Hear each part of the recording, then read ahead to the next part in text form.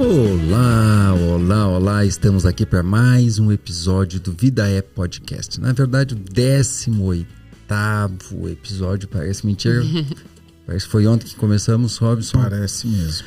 E Nem o Vida acredito. é Podcast é o podcast para aquelas pessoas que gostam de bater papo sobre a vida, mas que especialmente curtem viver a vida.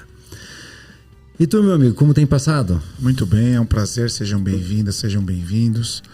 18º, que lindas histórias, choros, alegrias, risadas, intensidades, loucuras, como falado no último me tocou muito. Divagamos, muito obrigado por corrigir. Isso aqui é o podcast. Então sejam bem-vindos, é um prazer, Marcelo. Apresente. Apresento. A convidada de hoje, especial para o nosso Vida é Podcast, é Luciana Ross, referência internacional em terapias complementares para tratamento de dores e traumas corporais. Luciana é especializada em avaliação psicológica e psicodiagnóstico, com MBA em gestão de psicologia organizacional. Eu vou ficar por aqui.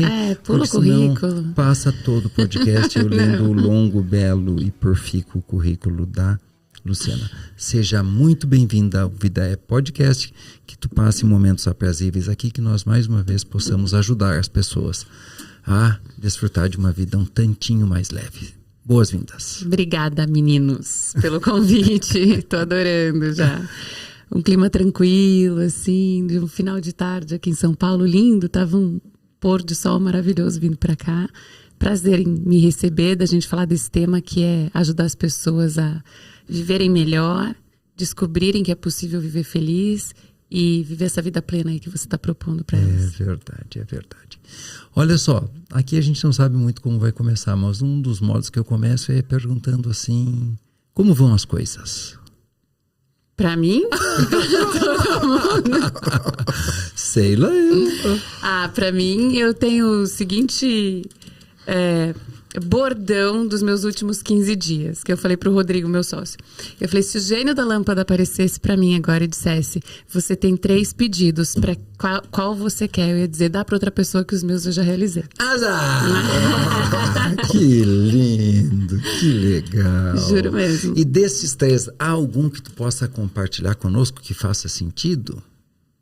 Algo que está acontecendo contigo assim que é posso vários. Eu acho que o mais importante, não dá para pedir isso pro gênio da lâmpada, mas é o dia que você se olha no espelho e você fala assim, eu realizei o que eu sonhei.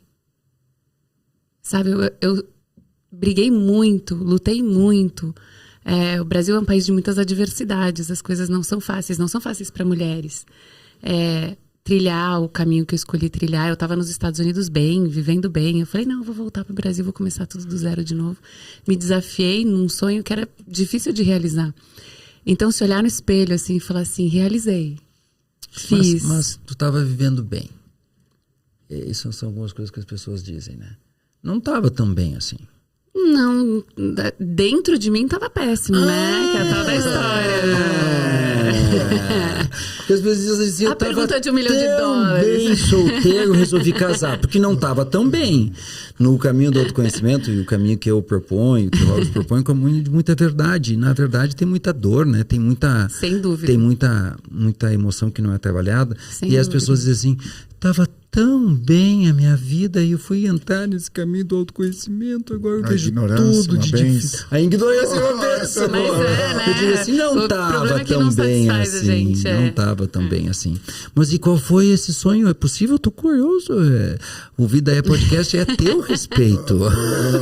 Tu acha que tu vinha dar aula, não é aula é podcast, é vida, é tua vida, minha também, do Robson também. E se bobear, botamos o Rodrigo e o Sérgio tudo no bolo aqui. Quem gosta de gente, gosta de gente, né? Eu digo.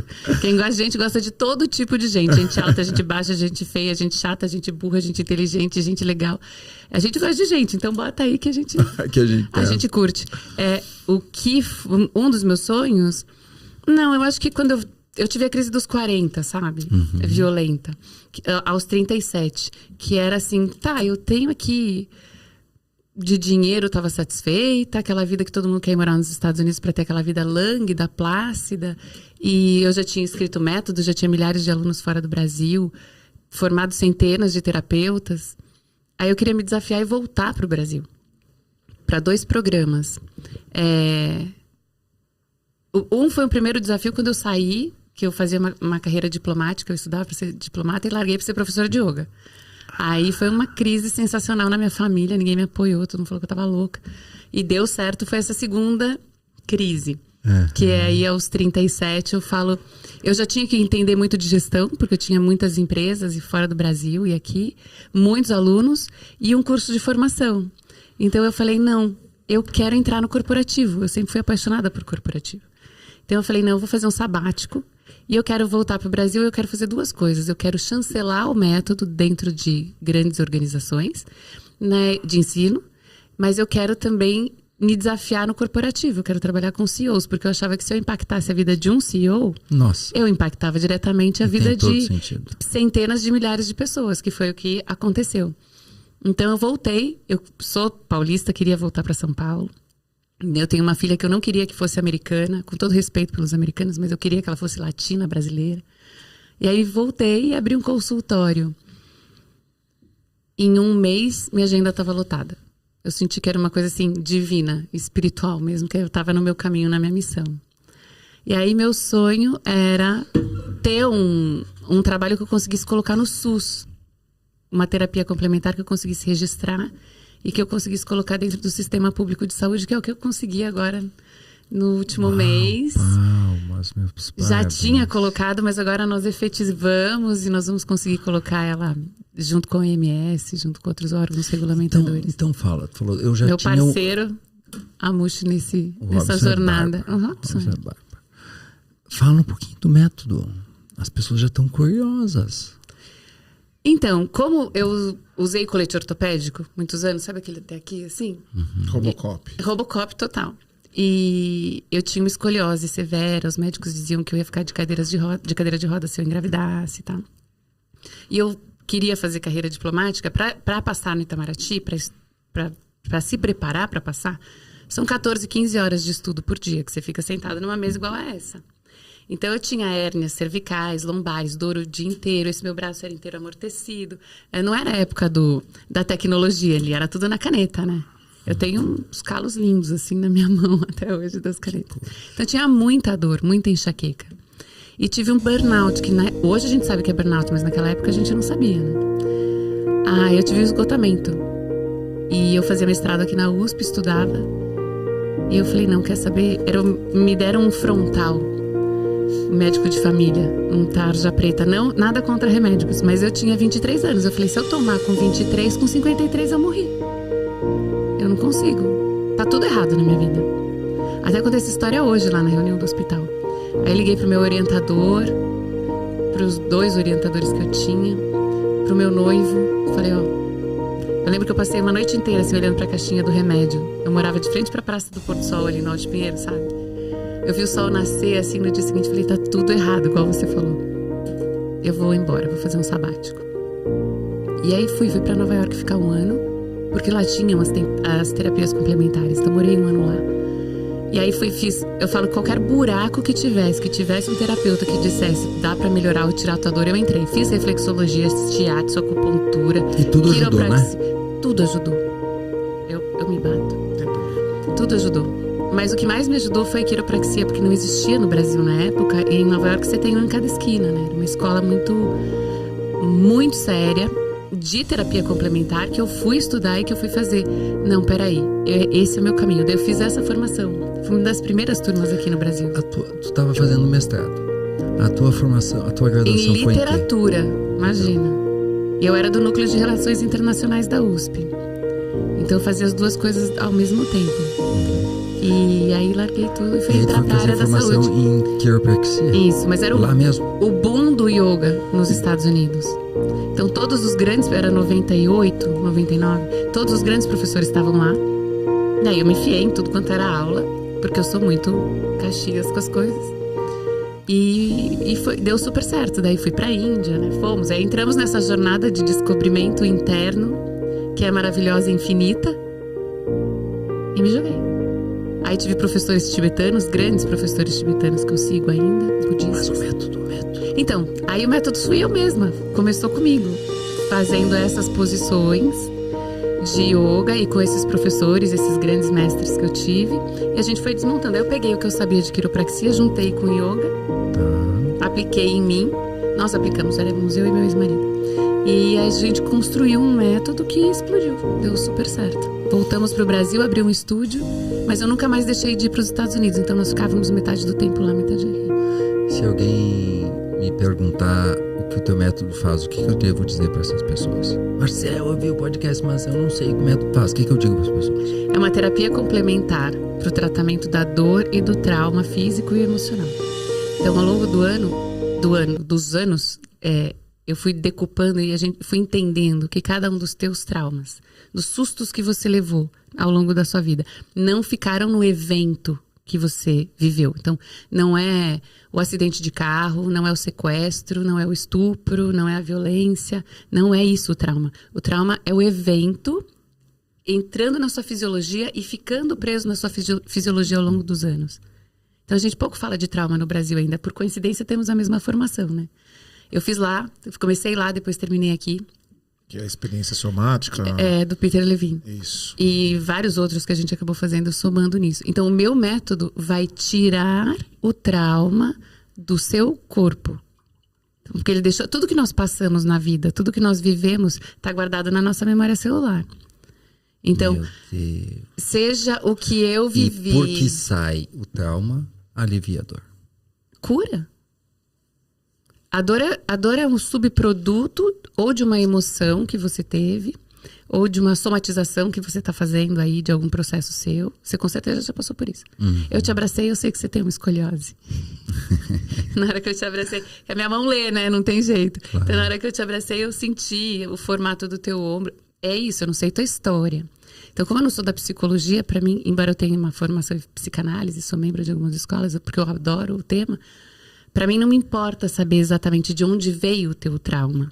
Me importa tirar do formato do teu corpo onde ele está instaurado, onde ele fez com que você bloqueasse, mudasse de formato. Algo se integrou em mim nos últimos meses, porque depois de uma longa jornada emagrecendo, fazendo atividade física e fazendo um monte de coisa, a minha postura, ela me deixava com barriga independente do meu peso. Exatamente. Né? Independente do meu peso. Mas algo se integrou, e aí é treinamento que eu faço, e claro que tudo contribui, a musculação, o pilates que eu faço, tudo, a meditação, tudo. Mas algo se integrou em mim que eu tô com um pouco mais de peso e quase sem barriga. Maravilhoso, não é? Algo se integrou em mim, algum trauma se integrou. Porque eu também acredito que essas coisas... Desintegrou. Eu chamo integral. Seu vocabulário. Só linguagem. Então vamos pegar uma palavra no meio. Algo se acomodou, se resolveu lá no profundo que reverberou aqui fora. Sem dúvida. Né? É exatamente isso. Aqui fora. Tá, mas aí eu vou ficando curioso. Já sei o que faz. Agora, para alguns vai ser... vou botar as mãozinhas no teu corpo, vou apertar uns botãozinhos. Para outros, eu vou te dar uns exercícios que tu vai fazer em casa. Para outros, eu vou te ouvir. Para mim é os 3. Um pouquinho de cada um. Faz as 3 coisas. Manipula o corpo do Joãozinho, dá umas atividades para ele fazer, uns movimentos e ouve ele também. Porque tem que ter uma escuta, né? A pessoa tem que ter a própria escuta dela mesma. Então eu acredito muito nisso, do processo de... Ela tem que se dar em conta, né? O processo ser dela, né? Não ser nosso. Você pode não fazer de fora para dentro. Eu vou lá e faço, porque daí faço por ti. Você fica dependente, né? O cara que vai toda semana no acupunturista, ou ele vai toda semana no quiropraxia. Que era o que aconteceu comigo no começo. Eu tinha consultório. E a pessoa vinha uma vez por semana. Aí eu falei, não vou fazer mais no consultório, vou fazer sala de aula, vou dar aula e vou ensinar elas a fazerem sozinhas. Aí na hora que eu atendia uma pessoa, eu passei a atender 70 numa sala de aula. Aí eu falei, então eu vou escrever o método, eu vou ensinar o método, eu vou formar terapeutas. E assim foi. Sucessivamente até chegarmos no online a convite de meu amigo Robson Amushi, e agora eu tenho 700 pessoas lá ao mesmo tempo. Agora existem bloqueios, por exemplo, que eu preciso pôr a mão, que eu não consigo dissolver com a posição, levaria muito tempo. Então eu vou lá e faço alguns ajustes. E a formação leva que tempo? A gente está nisso. Inicialmente ela levava 2 anos, depois ela passou por 1 ano e meio. Agora online, que a pessoa pode fazer no tempo dela, ela vai ficar em torno de 6 meses, mais ou menos. Isso é maravilha do online, né? Também, assim, você quer passar 6 meses sentado na cadeira estudando, vai, é maravilhoso. E o terapeuta, como é que se chama? Se chama terapeuta? Terapeuta. Mas tem um o nome do método é Saramai, que é o nome do monastério que eu estudei, que eu fiz. Iniciei um PhD. Saramai? É. E aí ele abre um consultório? Ele abre. E ou aí... ele pode dar aula em academia, ou uma sala, ou qualquer lugar. Na sala da casa dele. A ideia é instrumentalizar e pulverizar. Na verdade, eu queria que chegasse no Amapá, chegasse no Rio Grande do Sul. Chegaremos. É isso mesmo. Bom, já estamos no mundo inteiro de novo, né? Tão instantâneo. Você está dando aula para uma pessoa que está na Tailândia, outra que está em Madagascar, outra que está na Noruega, como eu estava ontem. E a dor nos une. E quem procura um terapeuta Saramai, ele vai para um processo ou para um ponto de cura? Ou para ambos? Eu tô com uma dor aqui.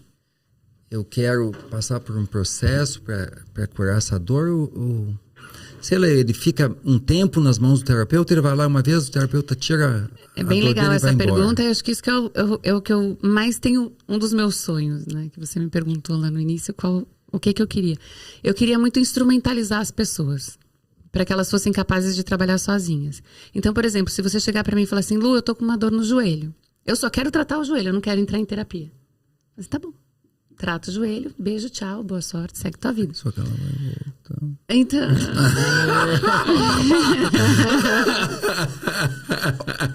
Ai, adoro conversar com gente inteligente. Não é? Ou a dor no joelho, por exemplo, a pessoa chega pra mim com uma enxaqueca. Mas e se a enxaqueca começa no quadril? E se foi um abuso?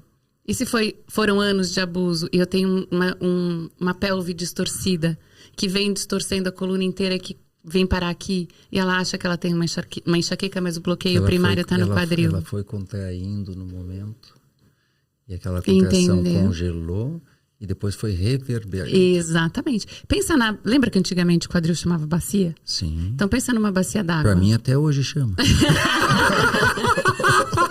A gente é da mesma época, né? Do antigamente. Por quê? Mudou? Então, nós da época da bacia, a bacia. Imagina a bacia d'água. Aqui eu tenho os 2 fêmures, tá? A cabeça dos 2 fêmures. Então, se ela dá uma deslocadinha mínima, assim, ó. Imagina a água, ela já deslocou tudo, o peso já deslocou todo. Isso reverbera para baixo, para os teus joelhos, tornozelos, para a sola do teu pé, que tá tudo lá também na sola do pé, e reverbera para cima. Então, vem distorcendo a coluna inteira, vem parar o septo atlas. Então, eu tenho um zumbido no ouvido, eu tenho uma miopia.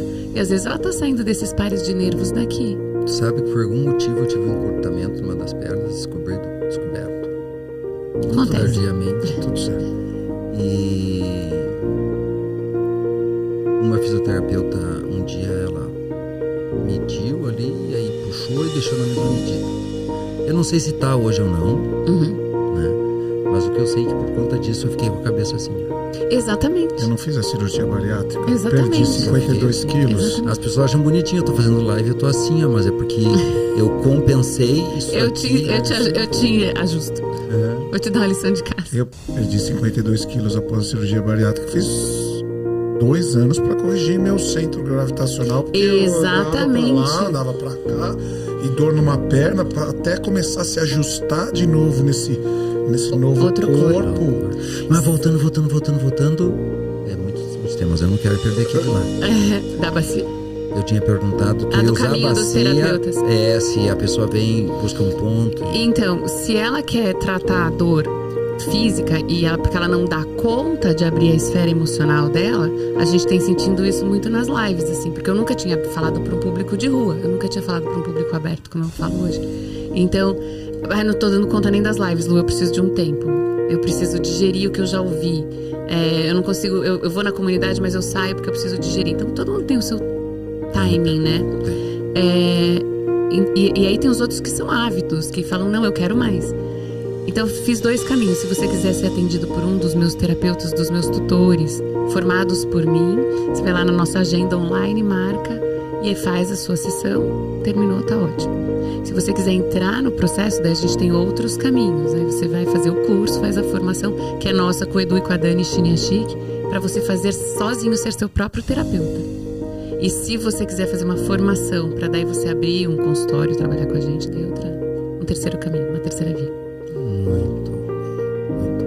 Que é o que eu vim chancelar no Brasil, que eu estava te falando no começo. Então, chancelei na PUC, logo que eu cheguei, escrevi os MBAs, escrevi as especializações em gestão humanizada, em mercado de bem-estar, em wellness e no próprio Seramaia. E agora eu tive convite do Instituto do Coração e da Faculdade de Medicina da USP para fazer tudo lá dentro com eles. O que é esse tudo lá dentro? Explica pro povo. O povo nem tudo lá dentro do hospital?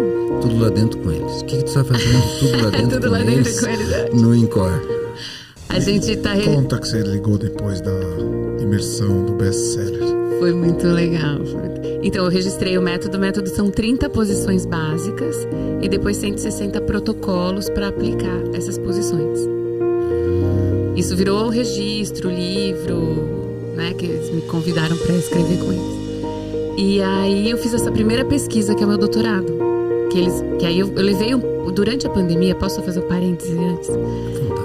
Tô em casa, né? Então, durante a pandemia eu dei uma pirada, assim. Eu comecei a ver aquelas pessoas na rua, eu comecei a ver famílias inteiras na rua e todo mundo perdendo emprego.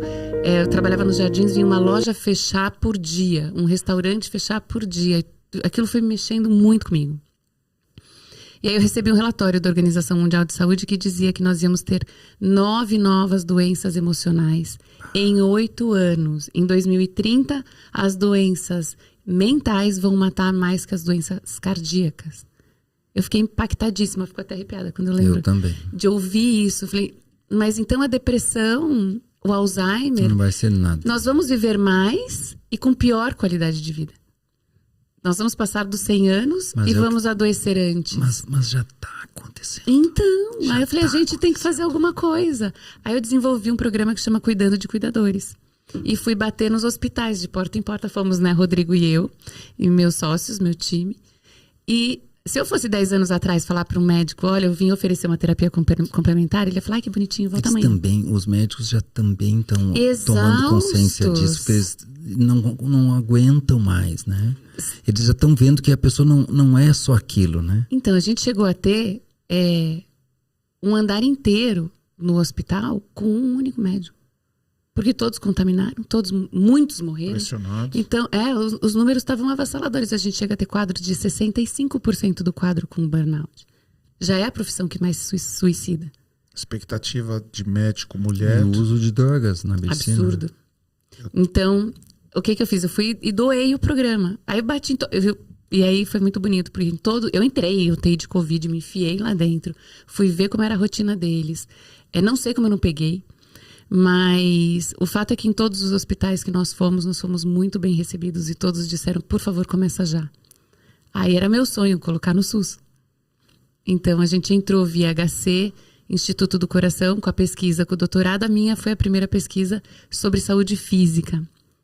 E aí a gente desenhou a segunda pesquisa sobre saúde emocional. E é essa que eu contei para o Robson na sexta-feira. Eu liguei para ele e falei, tem um presente para te dar.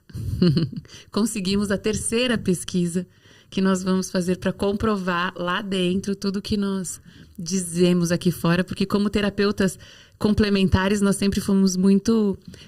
Isso me tocou quando você me falou, acho que você falou hoje. Você ficou emocionado. Ela falou, eu já apanhei muito como mulher, até me emociono, como uma terapeuta complementar e negando aqui, então nós vamos fazer isso daqui para mostrar que isso sim tem um embasamento teórico, tem pesquisa, tem comprovação que isso dá resultado.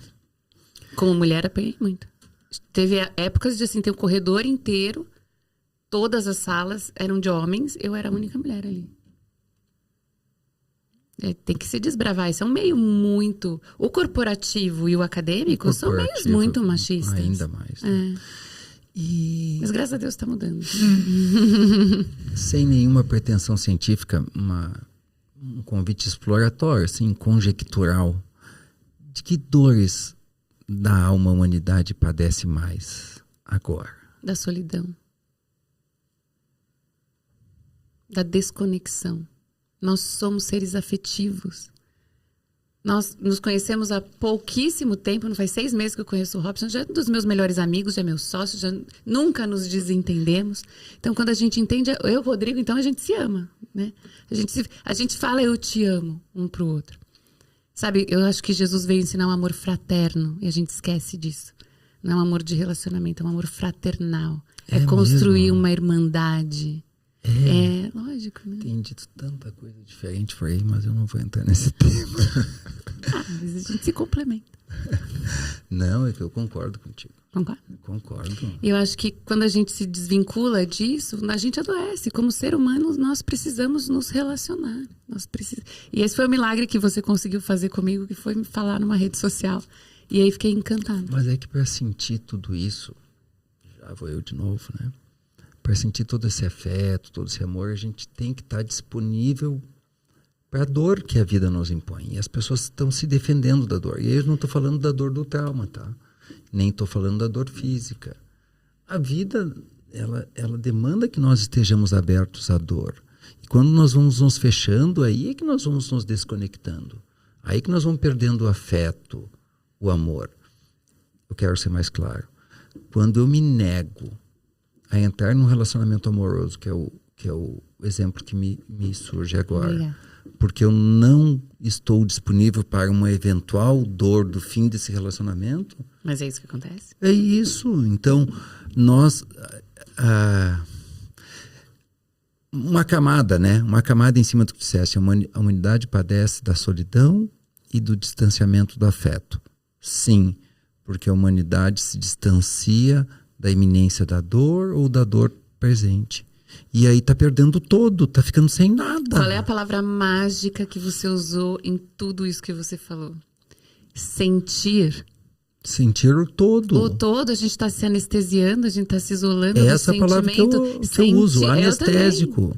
Anestésico, porque a bebida é um anestésico, o telefone celular é um anestésico, essas séries é um anestésico, comer demais é um anestésico. Sexo. Demais é um anestésico, né? Remédio.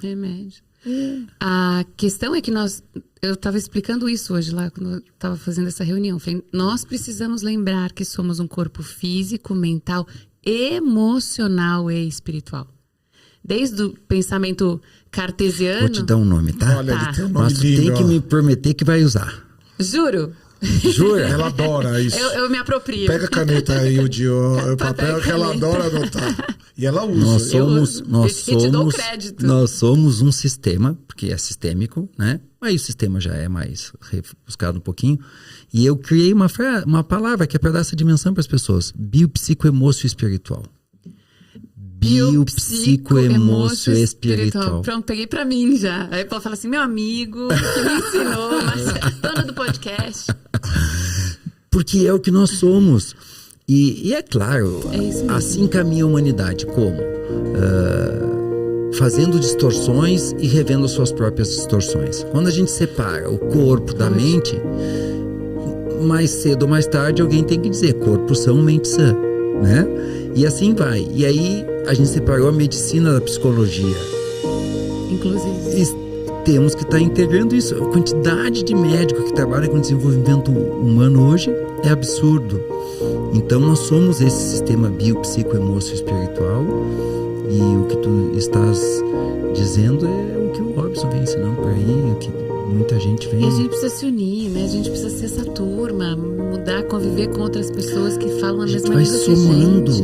Com certeza. Somando, porque eu tenho... Eu não acredito em concorrência.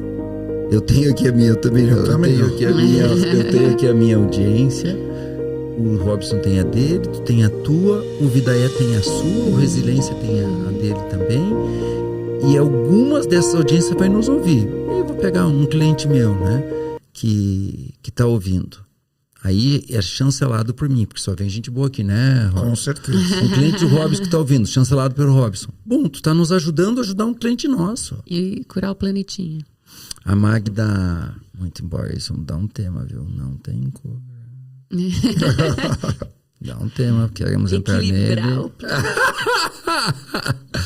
A Magda é minha sócia, é psicóloga e faz os treinamentos comigo, enfim. E aí ela disse, porque eu tenho as minhas ajudantes. É modo de dizer, né? Quando eu não dou conta. Então ela manda mães para consultoria de maternidade. Maravilhoso. Né? Aí tem muitas mulheres com muitos temas em torno da sexualidade. Ela tem mandado para fisioterapeutas, porque tá tão congelada a pelvis, né? E o assoalho pélvico, e aquela região que só a terapia que começa a trazer, a elaborar os temas ao entorno da sexualidade, não é suficiente. Tem que ter uma ajuda da fisioterapia. E aí vai somando ajudas. A né? complementariedade, né? A multidisciplinaridade. Porque, por exemplo, eu falo lá no Resiliência, falo, gente, você vai fazer oração, não é comigo. Espera terminar minha live aqui, começa com a da Andresa, que ela é sensacional. A Andresa veio aqui já. E ela vai fazer o trabalho dela. Agora, eu até achava que eu não ia ter tanta aderência, porque o meu assunto é trauma. E trauma é uma coisa que você não fala abertamente, você não quer divulgar, uma coisa que você vai, esconde, né? Não divide. Então, na medida em que eu vim falando dos meus, da minha história, que uma coisa é minha carreira, ou meu trabalho, ou a aplicabilidade dele, mas outra coisa é a minha história. Então, na hora que eu ia contando, e você me deu a dica, né? Você falou, a live é pra você. Vai falando. E era isso, eles iam me perguntando, mas e você? E eu ia contando, aquilo foi me legitimando e vendo que do outro lado tinham milhares de pessoas que se identificavam e eu tinha 20 mil pessoas lá em 2 meses. O que me assustou, né? Porque o quanto as pessoas estão precisando falar. Muito. Mas eu quero voltar que o mundo não tem cura. Porque as pessoas olham para mim e dizem, mas como? É um treinador? Aí uns já dizem que eu sou palestrante motivacional. E dão o título que quiserem e dizem, como que tu acha que o mundo não tem cura? Mas a questão toda é que eu já achei. Manda. Já achei que o mundo tinha cura. E já me coloquei a serviço de curar o mundo. Já tentei curar o mundo. Que foi aquela tua reação ali no início da pandemia. Aquele amor incontido, né? E depois eu fui compreendendo várias coisas. Assim, para mim, o ponto determinante foi a própria pandemia. Porque quando eu vi aquele saxofonista na Itália tocando saxofone e as pessoas cantando e ele saiu ali uma semana para tocar, eu digo, tá, é isso. Agora vai. Mas ao mesmo tempo eu vi comportamentos muito disfuncionais durante a pandemia, né? E eu entendi que não importa o estímulo, cada um tem o seu processo, tem o seu momento. E para alguns a pandemia foi uma libertação. Eu nunca senti tanto medo na minha vida quanto eu senti na pandemia. É mesmo? O meu negócio estava crescendo muito. E eu tinha muitos compromissos ao entorno do negócio. E ele simplesmente foi fechado. Porque eu sou um bom gestor financeiro, porque eu tinha alguma reserva e porque eu tinha... Não te abalou tanto. Não abalou tanto, mas eu senti muito medo. Tanto medo que eu me decidi a fazer 365 lives por 365 dias ininterruptamente. Terminei fazendo mais, porque teve dia que eu fiz 3, que eu fiz 4, que eu fiz 2, mas eu fiquei 365 lives todos os dias. 365 dias fazendo live todos os dias. Mas eu depois da pandemia, eu me percebo muito mais tranquilo, muito mais calmo. Exato. Porque eu senti todo o medo, porque foi terapêutico. E é outra linguagem que eu tenho usado para as pessoas, a vida é terapêutica. Basta tu te colocar em movimento, que é a primeira lei da vida. E aí eu vi que não tem jeito. É da natureza humana. E já foi dito... Nós somos seres de luz e sombra. Nós somos seres duais. E para nós curarmos o mundo, só se nós eliminássemos as sombras da humanidade. Não, isso não é possível. Isso não é possível. Então, qual é o nosso papel? Qual é o meu? Aí cada um depois escolhe o seu, né? É nos colocarmos à disposição daqueles que não suportam mais. Exatamente. Aquela ausência de significado, aquela ausência de propósito, Concordo. aquela dor, que estão disponíveis para novas dores, quem sabe? Mas né? Uma escada rolante, né? É uma escada rolante de dores. Com Depois que tu sai do fundo do poço da dor emocional e da dor do trauma, tu vai ter a dor do crescimento, tu vai ter a dor do amadurecimento, a dor de aprender uma língua, que não é uma dor que te leva para dor no sentido mais estreito, uma dor que te liberta, né? da doença, eu falo muito mais patológica, vamos chamar. Exatamente, falo muito disso, desse lugar. Então eu digo isso porque eu desejo ajudar as pessoas a colocar os pés no chão e sair um pouquinho do que eu chamo de Ilha da Fantasia, que o Décio chama de Lalalândia. E, cara, aqui, ó, Terra, planeta Terra, desde que o mundo é mundo, tem corrupção. Desde que o mundo é mundo, tem assassinato. Desde que o mundo é mundo, tem traição. Quem somos nós, mesmo que nos aglutinemos todos, né? Para eliminar isso? Até porque é assim, porque algo muito maior quis que fosse assim. Alguém quis, ou algo, ou Deus, ou a Suprema Luz, ou a Grande Alma, entende que tudo que nós estamos experimentando está exatamente do jeito que precisa ser. Só que eu oportunizo que algumas pessoas experimentem de um jeito diferente. Então, por isso que eu isso é bem libertador, sabe? Porque enquanto eu achava que eu tinha que ajudar muita gente, que eu tinha, entendeu? A palavra é tinha. Eu tinha que, né? Eu tinha Você não que. tem que, não. Aí era pesado. Agora eu faço o meu melhor. Abro a live, tem 600 pessoas. Que legal. Abro a live, tem 100. Que legal. Né? Reverência, né? Eu reverencio, eu só faço o que dá conta. Eu não preciso salvar o mundo. Eu tô nesse movimento também. Eu tomei do Décio essa porrada aí. Um dia eu encontrei, ele falou, Turcão, você vai morrer. Eu falei, que foi, Décio? Eu vou morrer. Ele falou, você vai morrer rápido. Pior é isso. Eu falei que você tá parecendo um robô. E eu tava meio travado, com as costas todas doendo, não conseguia virar o pescoço. Eu falei, tá difícil. Meu pai, papagaio, cachorro, família, resiliência, especialista, cliente. Ele falou, isso é fácil, reverencia. Aí quando ele saiu, eu baixei a cabeça e falei, não preciso salvar o mundo, eu dou conta só daquilo que é meu. E aí ficou muito mais leve, né, Marcelo? É muito poderoso. Eu estava fazendo uma formação em constelações e aí veio esse tema, conduzindo uma formação em constelações. E aí veio esse tema. Eu disse, cara, tu só cuida da tua casa. Não, eu comecei, cara, tu só cuida da tua empresa. Não é nem da tua empresa, tu cuida da tua, não é nem da tua casa. E eu fui reduzindo. Tu cuida só de ti. E aí eu olhei pro chão e eu estava em cima de uma pedra, de um piso, de uma laje, de uma lajota, né? E aí eu disse, tu só cuida disso aqui, cara. E isso aqui, aí tive que fazer conta na hora, 50 por 50, que isso é meio metro quadrado. Aí tinha um engenheiro lá, disse, não, isso aqui é 0,25 metros quadrados. Aí eu disse, pois é, então é isso. A gente só cuida do 0,25 metro quadrado. Tá, mas então como é que tu quer ajudar as pessoas? Porque as pessoas vêm no meu 0,25 metro quadrado. Se não for assim... Eu uso cura como E daqui eu ajudo ela. E depois que ela saiu do meu 0,25 metro quadrado, que pode ser a minha live, que pode ser meu curso, que pode ser a minha mentoria, não me diz mais respeito. Aí eu solto. Porque é bonito isso que tu disseste. A pessoa quer só a cura física, eu dou só a cura física para ela. Pronto. Eu não tenho que querer nada para ela. Que isso é uma das ordens do ajuda, né? Das ordens da ajuda. A gente fez um sucesso com aquela live que a gente falou. Foi a que mais deu sucesso das ordens da ajuda. Maravilhosa. As ordens da ajuda, meu Deus do céu. Mas se a gente não chega nesse ponto de equilíbrio, né? Nesse ponto de autoconhecimento nosso também, você morre. Né? A gente morre. Os médicos estão morrendo porque... O Décio avisou um ele? Esgotamento. Ele avisou. Eu também tive esse momento. Eu falei, não, chega, não dá mais. Esse aqui é o meu tamanho, né? Eu acho que tem o sonho. O Calvino fala uma coisa que eu gosto muito, voltando ali. O Ítalo? É, o Ítalo próprio. Na questão da luz e da sombra, que ele fala, tudo é inferno. E você tem que... Não tem que nada, né? Na nossa jornada... Porque aqui você pode extorquir, matar, estuprar, fazer o que você quiser. O inferno é aqui. E a jornada é justamente você identificar o que não é inferno e se mover na direção daquilo.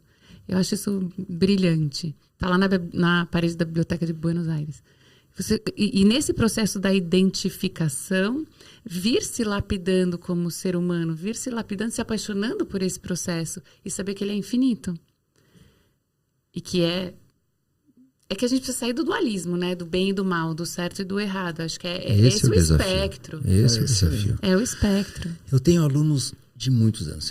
Eu trabalho com isso há mais de 25 anos, eu tenho alunos há 25 anos. E cada vez mais, né? Então, assim, tem muitos de 10 anos fazendo um trabalho bem bonito consigo mesmo, né? E é comum eles entrarem na mentoria, minha mentoria é em grupo. Entrar na mentoria e fazer uma queixa que o ego escapa do ego deles, que é a mesma queixa. Sempre a mesma queixa. Né? Que é, eu tô nos dias ruins. Sim, e tu queria o que mesmo? Né? Só dias bons? Exato. Né? E aí eu faço aí eu ajudo a pessoa e tal, mas eu tenho usado uma frase muito bonitinha assim. Que bom. É só a vida acontecendo. E a vida contempla a dualidade, a sombra. Até porque eu custei a dar o braço a torcer. Não tem luz sem a sombra. E não tem sombra sem luz. Então não tem nem como a gente saber que a gente tem uma vida leve se não tem gente tendo uma vida pesada do nosso lado. Olha que maluquice. Esse é um ponto que eu concordo muito Olha com que você. maluquice. Quando a gente entende qual é o nosso tamanho, quando a gente entende o que eu sou capaz de dar, o quanto eu estou disponível para dar, o que eu estou disponível para dar, eu posso estar plena nesse lugar e é interessante porque é inversamente proporcional, né? Aí eu consigo ajudar mais gente, inclusive. Por Sim, eu senhora. estar bem. Sim, Porque você ter o mesmo aluno há 30 anos com você e continuar tendo o que entregar para ele, continuar dando resultado para ele, a gente se desafia muito. Então, aquele aluno mais difícil, aquele empresário que mais me dá trabalho, é aquele que mais me desafia também a conhecê-lo e gerar essa empatia e gerar essa compaixão e ampliar o meu repertório. E nós temos que acessar em nós Exatamente. Forças que nós desconhecemos, porque quando ninguém ensina o que não sabe, ele né? tá dando trabalho, a gente começa a se perguntar, mas eu dou conta disso? E aí tu vai buscar em ti. E aí vem já os sentimentos de incapacidade, já vem as crenças autodepreciadoras, tu começa a ter que manejar contigo mesmo. Exato, eu adoro esse desafio aí, eu sou Mas tem apaixonada que lidar por com as tuas próprias coisas. Senão eu falo assim, não quero ouvir isso aqui não, encaminha pro outro. Tu sabe, Luciana Ross, que eu não sou bem sério, de vez em quando eu mudo de saco pra mala, tu conhece essa expressão? Porque eu já não eu sei. sou dessa época da bacia do saco pra mala. Eu já não sei mais o que é a expressão de nível nacional ou a expressão gaúcha, aí eu dou uma checada, né? E o que me surgiu agora, eu queria saber que criança foste tu? Como tu foste enquanto criança? Foi um período bem difícil da minha vida, porque eu sou filha única. E nasci já numa época muito ruim do casamento dos meus pais. E aí, morando na casa dos meus avós. Então, essa primeira criança pequenininha até os 4 anos... eu não... Com os seus pais juntos? Com meus pais juntos. Mas fui criada pelos meus avós. Então, não tive esse... Até o coletivo vem muito daí, né? Não tive essa estrutura pai e mãe, assim. E aí, em seguida, meu pai foi transferido para Recife. Nós fomos morar lá. E então, a minha infância, mudei de escola 9 vezes. Mudei de cidade, de casa 12 vezes. Então, foi muito picotada, sabe? Muito sem referências. Tanto que quando eu fui fazer o trabalho da criança interior, a minha terapeuta falou, você tem uma turminha interior. Vai buscar tua turminha lá dentro. Terapeuta espirituosa. Ótima, ótima. E então, não fui aquela criança que cresceu correndo, brincando, porque eu não fazia turma. Eu mudava muito. Então, eu criei um universo interior. Eu fui aquela criança que criou uma mágica e uma mitologia interna. Super rica. O que me libertou para eu fazer literatura depois, que era ali minha turma. Eram os escritores. Eu sempre li muito. Sempre tive esse universo onírico ali meu, porque eu não tinha na vida real. Ela senta do meu lado, eu falo, tem um livro. Ela fala, me dá. Pior que é, né? Eu falo, tem um negócio que eu queria, tipo, só me dá, me manda. Dá uma próxima semana, ela já tá com aquilo lá, tudo integrado. Eu tenho uma biblioteca de 4.000 volumes, assim, da qual eu me orgulhava muito, assim, achava muito, colecionava primeiras edições. Então, esse lugar muito sozinho, eu acabei fazendo com que fosse de solitude, não de solidão, porque eu cresci muito sozinha. Mas não é um sofrimento não, tá? É um prazer estar comigo. Eu também. Eu adoro. Eu contei pra... A Jade, minha esposa, ela fala assim, vai passar uns dias sozinha, vai. Você tá precisando ficar você com você mesmo, vai viajar. Tá calibrado. E eu demorei pra entender isso, e agora eu entendo. Eu preciso também dessa solitude. Eu preciso. Eu estar comigo mesmo pra poder me centrar e entender o que está rolando aqui dentro. Tempo de expansão é tempo de recolhimento, né? Para mim isso funciona muito. E essa fase que tu mencionaste agora, ela impôs algumas consequências na vida adulta que tu possa perceber? Além dessas boas que tu trouxeste. Eu não quero... mas é porque é muito rico isso que tu traz, né? E o que me surge é que isso em alguma medida está conectado com o que tu faz hoje. Elabora um pouco mais junto com você. Repete a pergunta. Tem muito sofrimento, mas eu acho que para mim o trauma mais difícil de trabalhar dentro de mim mesmo foi o do abandono. Foi entender que eu não era vista. Meus pais estavam noutra história ali. Que, nossa, a gente super entende, né? Depois de tanto processo terapêutico, e depois de tanto autoconhecimento, e de nos desenvolver. E eu hoje mesmo aprendi com você várias terapias ali também, que agora eu estou escrevendo e transformando em métodos juntos, para entender qual foi a palavra que nós usamos hoje na live? As habilidades, as virtudes dos nossos antepassados, que você usa, as qualidades. Forças, qualidades, valores, virtudes. Isso. Eu acho isso de um poder maravilhoso. Mas até que eu entendesse e eu parasse de me abandonar nos meus processos, eu acho que isso foi mais demorado. Eu me deixava, eu me negligenciava. Isso. Então eu era essa pessoa, por isso que quando você falou lá atrás, o outro vem primeiro, até o dia que eu falei, eu vou morrer. Vou morrer na época lá da carreira diplomática estudando e depois vou morrer no meu divórcio. Não tive um divórcio super difícil. E foi no caminho do autoconhecimento que isso foi vindo à luz e tu foste integrando. Eu perguntei para a Fabiana, minha esposa, tu capricha, porque ela fez o podcast de maior audiência, tá? Tu vai ter que superar a Fabiana, te viu? Eu perguntei para ela, de vez em quando eu pergunto para quem vem aqui. Claro que é só para fins ilustrativos que é até injusto fazer essa escolha, né? Mas eu perguntei para a Fabiana... de tudo que a gente já fez, querida, porque tudo que ela fez eu fiz e vice-versa, né? Beleza. O que mais te tocou, o que mais fez a virada de chave, assim, que para ti foi a pedra de toque da autotransformação? E a Fabiana mencionou as constelações familiares, que para ela foi mesmo. Eu me lembro o dia e a hora que foi isso. A hora eu não lembro, mas o dia eu lembro. E para ti, de tudo que tu te submeteste, não foi pouca coisa, né?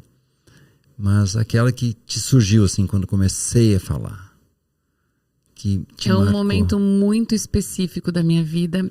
Houveram outros depois, mas teve esse que foi fundamental. Porque apesar disso que eu contei, eu venho de uma família muito tradicional. Então, uma família que eu tinha que fazer economia e administração. Não é questionável você fazer outra coisa. Podia fazer direito. Mas eu não tinha liberdade de escolha. Eu fui criada para casar, sou dessa geração que foi criada para casar. O Vitor Damasio teve aqui, disse, eu vim de uma família muito liberal. Eles me deram direito de escolher fazer o que eu quisesse fazer, desde que fosse direito, engenharia e medicina. Isso é tipo a minha. Eu também, na minha casa, ou você vai ser engenheiro, ou você vai ser médico ou advogado. Então, eu fui para engenharia, fiquei 8 anos como engenheiro. A minha família vem muito... Meu pai era diretor de marketing, então meus tios economistas, então era muito desse braço aí. E óbvio, como uma boa filha, eu fiz. Mas antes eu tinha tido a sorte, eu já muito triste, assim, minha adolescência foi muito difícil. Eu tive a mágica de um professor de literatura, que até qualquer coisa que eu escrevo, dedico para ele, que é o Paulo Venturelli, que falou um dia na aula do primeiro ano, do 2º grau.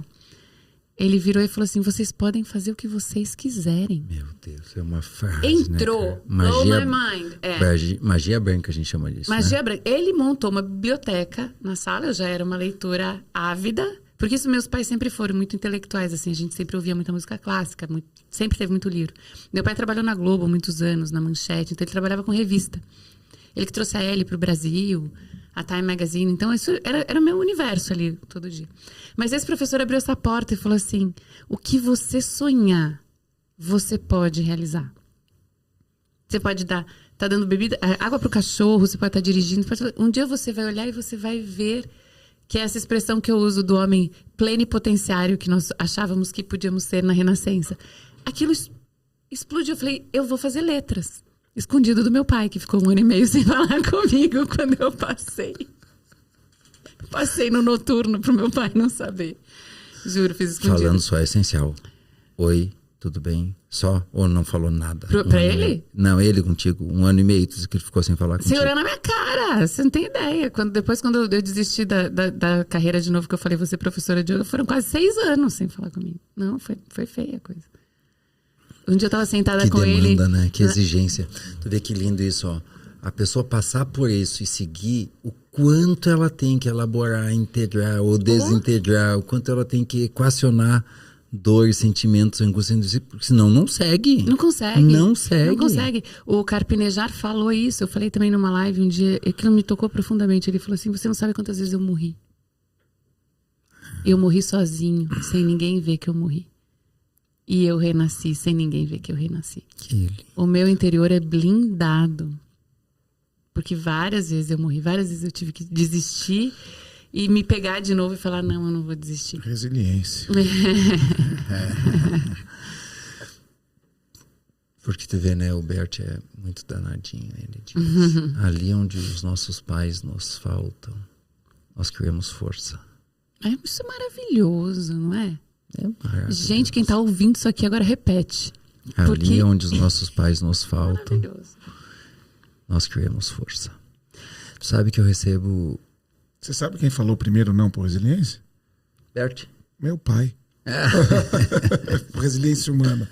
Primeira pessoa que eu falei, eu vou criar um portal de autoconhecimento, eu vou levar para as pessoas uma palavra. Ele falou, você vai trocar o salário que você recebe hoje para entrar nesse caminho que você nem começa? Aí foi com tudo. Aí que foi que não... Mas eu tenho muitos alunos que trazem consigo uma queixa de que os pais deram mais atenção pro seu irmão do que para si. Muitos, né? Bom, eu sou filha única, agora eu não tenho opinião formada. Você sempre tem um vizinho, um amigo que falou, né? E eu tenho 2 jeitos de ajudá-los, né? Um jeito é contando uma história, o outro é fazendo uma experiência. O jeito contando uma história é porque eu tive a bênção de plantar 4 coqueiros na minha casa. A minha casa é em U. Aqui estão os quartos, a sala, aqui a cozinha, garagem e a piscina no meio e 4 coqueiros. E eu plantei os 4 coqueiros no mesmo dia, com diferença de 5 minutos. Na mesma terra, com tudo igual. E 3 coqueiros cresceram na mesma medida, no mesmo tempo. E um foi embora. E eu, como atento observador da realidade que sou, o que aconteceu aqui? E observei. Adivinha? Não tenho a menor ideia. É o coqueiro que pega menos sol. Que interessante.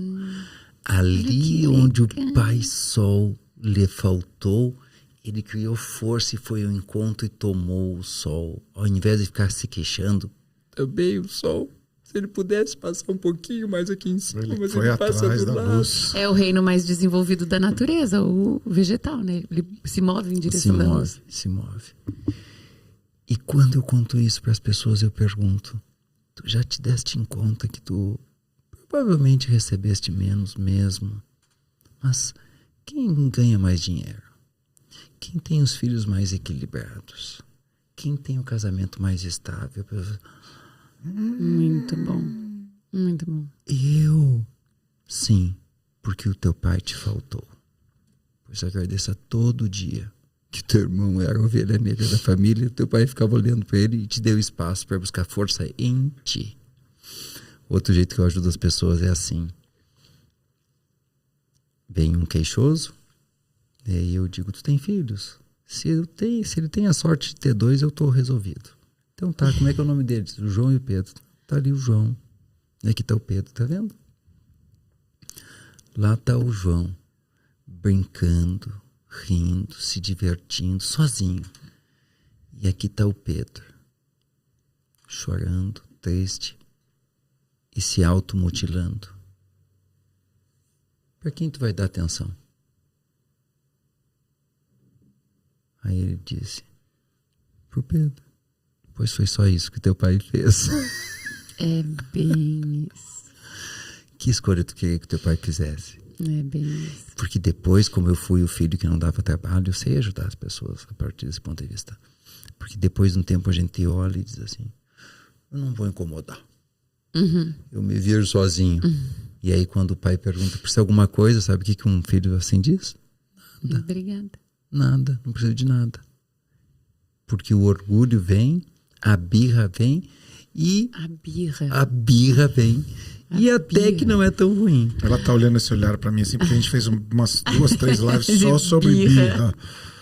E o que vocês falaram sobre birra? Quero aprender. Qual é a sua birra? Quem tá nos escutando, nossa audiência aqui. Qual é o tipo de birra que você faz? É ficar bravo, ficar triste, ficar em silêncio? É xingar, é bater? Qual que é a birra que você tá fazendo? Ai, mulher adora uma birra de sexo. Aí hoje tô com dor de cabeça. Sabe que eu nasci de cesariana. E a minha mãe não pôde me amamentar muito. E aí eu fiquei magoadíssimo com a minha mãe, cara. Magoadíssimo por causa disso.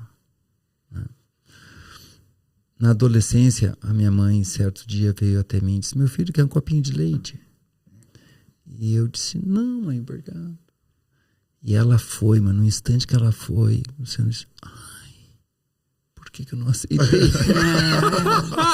Que legal ouvir os homens falando sobre isso abertamente, né? E eu descobri por que eu não aceitei. Sabe por que eu não aceitei? Porque tinha em mim uma criança birrenta com a mãe dizendo, viu? Não me amamentou? Cara, quem não quer sou eu. Pois agora não quero. Não, a dor de cabeça que ela falou é do sexo.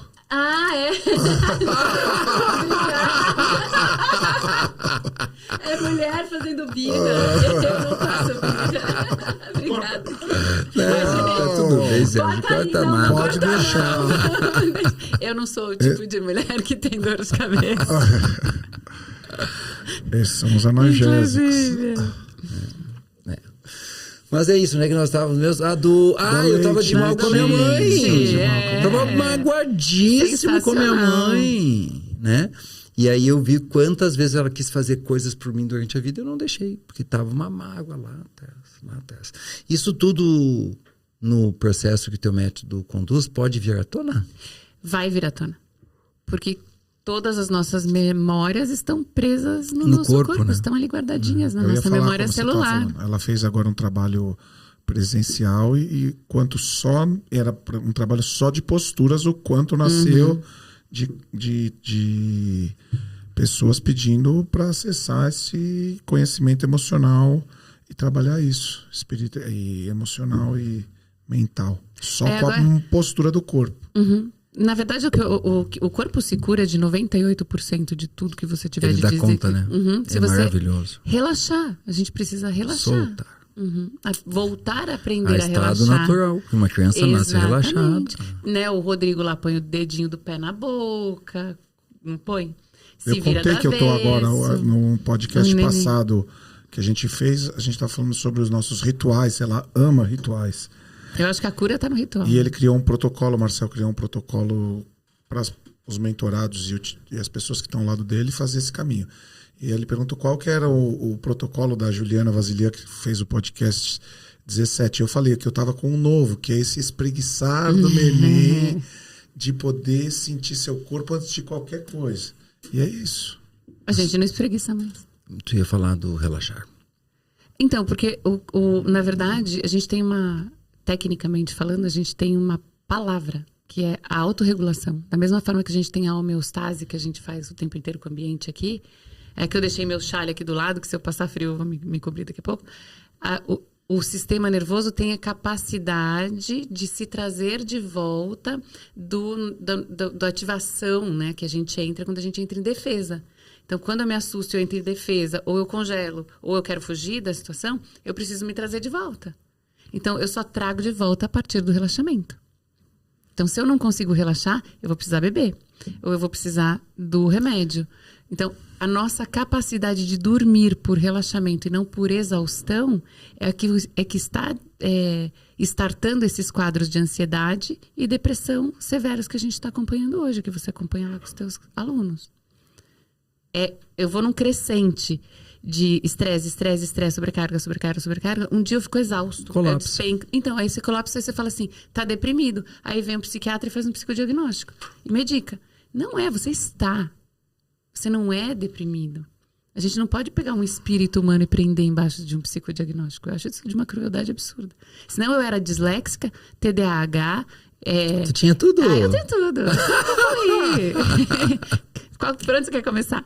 Deprimida no meio de um divórcio? Eu não estava deprimida, estava saindo de um relacionamento. Estava em luto. Exato. Então a gente precisa dar esses nomes e falar, tá tudo bem se você quiser ficar em casa jogado no sofá um dia. Meu Deus do céu, nós vamos ser sócios também. Ai, pronto. Vida. Assim... Vocês não imaginam a quantidade de mentorados que eu ajudo só dizendo tu não tem nada. Eu me emociono. Tu só tá isso. triste. Você só tá triste. Tu só tá triste. Mas, Marcel, aí a pessoa... É bom que o meu primeiro valor é confiança. As pessoas confiam muito em mim, né? Mas, Marcel, tu me garante, eu te garanto. Tony disse que não perdeu nenhum suicida. Eu não perdi nenhum falso depressivo. Às vezes a pessoa tá exausta só. E cansado também. Tá assim de gente que só tá cansada. Eu recomendo férias para as pessoas. Hoje. Férias. Assim, ó. Eu digo, eu tô te mandando. Tu faz o que tu quiser, mas eu tô te mandando. Porque eu uso muito na minha mentoria dizer para a pessoa que ela tem que fazer. Uhum. Isso é o contrário do caminho da psicanálise, por exemplo, que é a associação livre. Deixa ela chegar sozinha no ponto dela. Não dá tempo, a gente não tem mais esse tempo. Pois é. Eu, às vezes, conduzo a pessoa um pouquinho para isso, quando é mundo interno, mas às vezes eu digo, faz isso, porque a pessoa faz e, pum, dá uma virada de chave. A pessoa não consegue soltar, não consegue relaxar. Então, mando fazer Mas ela não sabe mais. Então, quando é uma camada de cebola. Então, por que a gente está vivendo esse momento do planeta? Porque vai entrando na fisiologia e vai somando tanto que ela perde a habilidade de relaxar. Não consegue mais nem que ela queira. Não consegue mais. Aí ela tem que beber. Ou ela tem que ir para algo compulsivo para ela conseguir parar, para ela conseguir sentir aquela sensação de peso e de saciedade. Acontece muito com a comida. Eu fiz um capítulo para um livro sobre bariátrica. Sobre isso. Então eu preciso, para ter aquela sensação de peso, que é aquele gostoso que eu falo do... Sabe a siesta do domingo? É um carinho. Assim? É um carinho. É um carinho interno. É um afeto. Exatamente. Eu estava contando antes de você chegar que eu tenho uma casa em São Francisco Xavier, que é o interior de São Paulo. E as maritacas comeram o fio da antena da internet. Benditas maritacas. E todo mundo conseguiu relaxar. Desligou. Isso aqui foi fazer o quê? Relaxar na natureza. É muito rápida a desconexão. Sabe por quê? Porque estresse é cumulativo. Relaxamento não é cumulativo. É um estado presente, né? Relacionamento presente. Estresse não, vai tensionando. É aquilo. Passa 20 dias nas Maldivas, volta, botou o pé no aeroporto, recebeu uma notícia ruim, acabou toda a férias. Mas quem consiga se estressar nas Maldivas também. Tem, olha que eu conheço também. Ótimo exemplo. Mas sabe que... Te contar. Eu costumo dizer que as pessoas... Bom, o que tá fora só desperta o que tá dentro, né? Mas em experiências de respiração, que a gente faz muito treinamento, algumas pessoas só conseguem relaxar depois de respirar muito. Respirar, trazer para a presença. E técnica, né? Aí tem que ter técnica. E as pessoas passam, às vezes, 15 minutos integrando, que é como a gente chama, e ela volta e diz, quanto tempo foi? Fiquei 1 hora, não, 15 minutos. Então, isso que aconteceu comigo, que foi o desafio, que na pandemia, eu tinha 15 minutos com os médicos. Ninguém tinha 40 minutos para eu relaxar. Dentro de um centro cirúrgico, eu tenho 5 minutos com o médico. Então, tinha que ser muito cirúrgica, muito precisa. E as pessoas passam aqueles 15 minutos, acham que foi 1 hora e diz, eu tô melhor do que uma noite de sono. Ou ainda, eu não me lembro qual foi a última vez que eu relaxei assim. Adoro. Foi o que aconteceu no presencial, que eu falei assim, eu não quero fazer online, eu quero fazer presencial, porque eu quero ver como que eu vou ter essa entrega. Eu queria ter 2 dias juntos. Depois a gente liga a câmera junto e faz os eventos combinados como você está fazendo, né? Tu sabes que Existem 2 movimentos criadores da vida do universo. Isso é Eva Pierrakos, que é a ativação e ela chama de aceitação.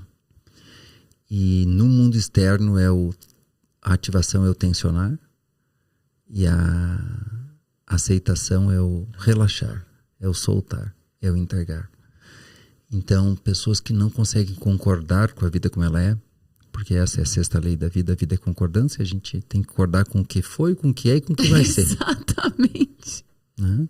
Eu, quando descrevi a 6ª lei da vida... Mas é coloquei... lindo quando você entende isso, se entrega pro processo, se apaixona pelo processo, porque a vida também traz coisas maravilhosas, como a gente se conhecer e... Imagina, quando a gente fica selecionando o que vai acontecer na vida da gente, a gente não toma consciência que eu não seleciono apenas o ruim que vai acontecer, eu seleciono o bom que vai acontecer. Eu sofri por décadas por não ter sido jogador de futebol. Por décadas. E contei isso pro meu filho Pedro, ele disse, ele é muito inteligente, ele tá aqui, ele mora ali no Butantã, em São Paulo. Ele disse, que bom, né, pai? Eu disse, como assim bom, meu filho? Pimenta nos olhos dos outros, recolher eles. Não, pai, não leva mal, mas é que assim, ó, se o senhor não tivesse, se o senhor tivesse sido jogador de futebol, o senhor não ia fazer direito, se o senhor não tivesse feito direito, se o senhor não tinha conhecido a mãe, se o senhor não tinha conhecido a mãe, se o senhor não tinha casado com ela, se o senhor não tivesse casado com ela, eu não tinha nascido. Então a gente tem uma ilusão de que só coisa ruim aconteceu porque aquilo aconteceu. Só que porque aquilo aconteceu, um monte de coisa boa aconteceu também. Mas a gente quer selecionar apenas o que está na nossa expectativa, nesse ego gigantesco aqui que foi sendo formatado com a evolução da humanidade, né? Que é se desprender do ego, se conectar com a vida como ela é, tem que soltar, né? Porque o controle, o que é? É uma discordância de que a vida tem um curso próprio. Nossa, eu fiquei anos nisso aí. Chegou uma hora que eu falei assim, não quero mais controlar nada. Vai, entrega pra Deus, traz o que for possível. E é só aí que você conhece a abundância, né? Só aí. Só aí. Porque isso aqui, ó, é controle. E soltar é abundância. Porque quando eu tô assim, me agarrado que nem tem os professores do estado do Rio Grande do Sul, que eu tenho que tratá-los com muito respeito e eu faço com carinho, porque enfim, cada um está na sua dor, e meus pais são professores estaduais aposentados, eles estão lá ganhando aquele salário indigno.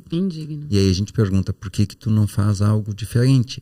Porque tem o IP, que é o Instituto de Previdência do Estado, e a pessoa está agarrada no IP. Exatamente. Agarrada no IP. Exatamente. Tomada de medo, é claro, né? E o medo nem é em torno da sobrevivência, é o medo dos traumas lá. É o medo que está lá no fundo. Porque não tem nenhuma chance daquela pessoa, com aquela inteligência, com aquela dedicação, com aquela capacidade de passar fome. Mas tem medo de passar fome. E a raiz tá nisso, né? Eu acho tão bacana ver as pessoas falando de trauma. Ver as pessoas falando de qual é teu gatilho. O que dispara em você uma taquicardia? É disso que a gente tem que falar. E aí que você ensina ela, como eu gosto de usar essa palavra, de dar o recurso para ela, dela se conhecer mesmo. Muito bom. Recursando. Assim, né? Já transformamos em verbo nós dois. Eu estou me recursando aqui em São Francisco Xavier. Estou me recursando quando eu crio esse momento, que não é um momento hedonista, é um momento de respeito por você mesmo.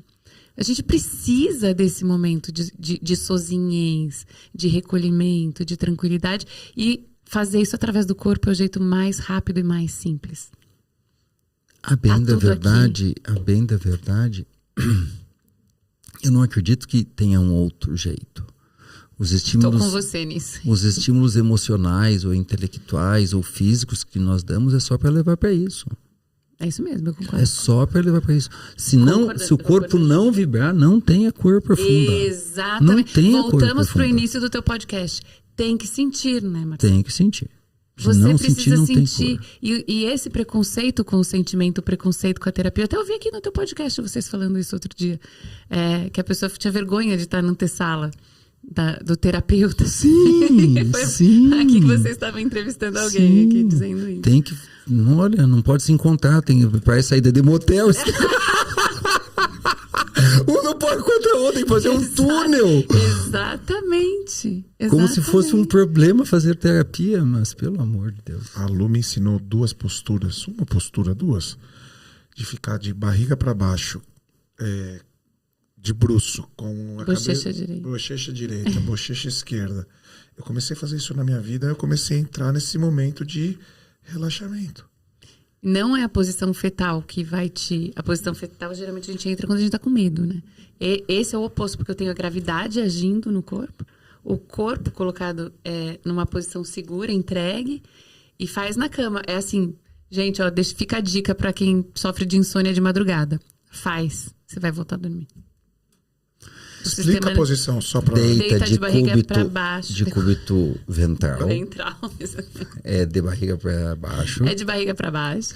E põe a bochecha direita, tira o travesseiro e põe a bochecha direita apoiada, assim, o máximo que você puder. Porque todas as nossas tensões maiores estão aqui na cintura escapular. Alonga. Solta todos os teus pares de nervos. E mais que o alongamento. O braço com a posição interna... palmas para baixo. Palmas para baixo. Assim. Porque o alongamento é no músculo. Aqui a gente está indo lá na estrutura óssea e soltando todos os pares de nervos, ó, liberando os discos. Então, ele vai direto numa sensação de relaxamento profunda no pescoço. Vai soltando o teu bruxismo, vai acalmando. Nossa, é muito bom. Não o que tem Aí de depois gente você com vira bruxismo pro no outro mundo. lado. Não é? Tensionado. A cultura da placa. Aí você vira pro outro lado, vai perceber a diferença de um lado pro outro e vai aprofundando. E aí ele é inesgotável, porque você vai atingindo camadas e camadas mais profundas até que você consegue dormir na posição. E estes recursos aqui vão sendo alcançados pelos clientes. E o mais bonito, Marcelo, que eu acho que é incrível no corpo, porque assim, uma vez que você liberta, aí já entra toda uma explicação filosófica, kármica, que eu também acredito, que eu acho maravilhosa. Mas uma vez que você entende, como você falou, alguma coisa aqui dentro de mim aconteceu que mudou o formato. Uma vez que esse formato muda, ele é definitivo para melhor. Tá aqui, ó, eu não tô com o colete ortopédico mais. Então, essa construção, ela é definitiva. A compreensão e a liberdade é definitiva. Você não volta a bloquear de novo. Então, aquilo que o trauma te apreendeu, te bloqueou, você consegue se libertar e é definitivo. E é cumulativo. E é esse aí que tem 180 exercícios? 180 protocolos ou não? Esse é só uma. Não, protocolos eu escrevi mais 6 mil ao longo da minha vida, né? Porque faz quase 30 anos que eu faço isso. Tem uma... Meu Deus! A gente vai fazer um monte de livro. Quer outra boa? Sentar de bumbum na parede, encostado no chão com as pernas pra cima e fica. Vai explicar. Esse é um detox. Aquele senta no chão. Deita. Isso é uma maravilha. Não é? Isso as pessoas deviam fazer todos os dias. Eu mando fazer todos os dias. Deita na cama. Fazer todos os dias. Gente, todo dia. Cadê as câmeras? Todos os dias. Pernas pra cima na parede. Por quê? Libera toda a tua circulação, teu sistema linfático, que ninguém quer falar a respeito. É difícil, ele trabalha contra a gravidade o tempo inteiro, coitadinho. Exatamente. Então não é que o sangue não desce, o sangue não sobe. Ele não tem força pra voltar, por isso que a gente faz as varizes. A gente passa o dia inteiro sentado. O teu quadril não foi feito pra passar 10 horas por dia sentado. Não. Até 2 gerações atrás a gente estava na estrada. Deu 1 hora. Então, porque a gente vem de movimentar o corpo, de repente a gente sentou. Literalmente apodrece o quadril. Essa geração nova, ela já tem o text neck, que é... Me presta aqui. Aquele pescoço assim, ó, de ficar olhando pro celular. Já tem o pescoço Mudou assim. o formato do pescoço. E isso vem com o quê? Com dor. Aí os pais chegam pra mim e falam assim, meu filho é muito agitado. Ele tem uma péssima postura. Eu falo, não é, ele não aguenta ficar o dia inteiro sentado na escola. Nós não somos mais o país do futebol. 16% só dos adolescentes fazem atividade física. A gente não joga mais. A gente não tem mais pelada na rua. Não tem mais campinho também. Né? Não tem. Então foi tudo aprisionando. Daí a gente vê o colapso chegando em 8 anos mesmo. Não, e sabe aquela história que eu falei da minha... Porque eu pensei, meu Deus, quando eu e a Magda nos damos em conta da pandemia, eu disse, meu Deus, isso vai ser... A Marida, você falou? A Magda. A Magda. Isso vai ser uma dor contida. A gente viu antes, assim, a gente não sabia o quanto, não sabia que ia ser 9 doenças em tantos anos, né? Porque foi naquele instante a gente disse assim. Então aí depois que passar, nós vamos ter muito cliente. A gente tem muito cliente. Mas ao mesmo tempo, a quantidade de pessoas que ainda resiste, né? Tu percebe isso? Tu percebe? A experiência somática fala isso, que o pós-trauma é muito maior que o trauma. Então, o que está por vir É pior. entendeu? E É hora de nos unirmos. essa resistência que a gente vem falando nas nossas lives, e você que já fez muitas lives no Resiliência, se você está aí preso em algum lugar, pede ajuda. Eu digo tanto isso, e as pessoas, até isso a gente tem que ter cuidado de dizer, sabe o que a pessoa pensa? Se tu tá com dificuldade de dinheiro, a pessoa ouve, pede um dinheiro para alguém. Se tu tá... Eu juro que a pessoa não entende o que é pedir ajuda. Eu percebo que elas não entendem quase nada. Quase nada. A gente está tendo que fazer um processo de alfabetização, Não, assim, papinha na e é boca. nosso papel descer a linguagem. Descer a linguagem, tangibilizar. Outro dia minha mãe falou isso pra mim. Por que você fala desse jeito nas suas lives? Você fala, você não põe o R no final. Eu falei, mãe, não tô falando pro corpo diretivo do hospital. Lá tem uma linguagem. Aqui eu preciso que ser acessível, palatável, acessível, E é isso rápida. mesmo. Sai do E é abstrato isso e mesmo. vir pro concreto. Mas isso eu te dou o crédito sempre. Eu acho resiliência espetacular nesse lugar. É inominável. Inominável o que o Ramos conseguiu fazer. E você entra na casa da pessoa, no coração da pessoa. E uma coisa mais bonita ainda, que você resgata a subjetividade dela. Porque a subjetividade de um ser humano não está ligado à classe social dela. Não é porque ele é um morador de rua que ele não é subjetivo. Tu não define pela classe social. Tem de tudo. Tem de tudo. Alguns dos nossos clientes com um ticket mais alto vieram do Resiliência Humana.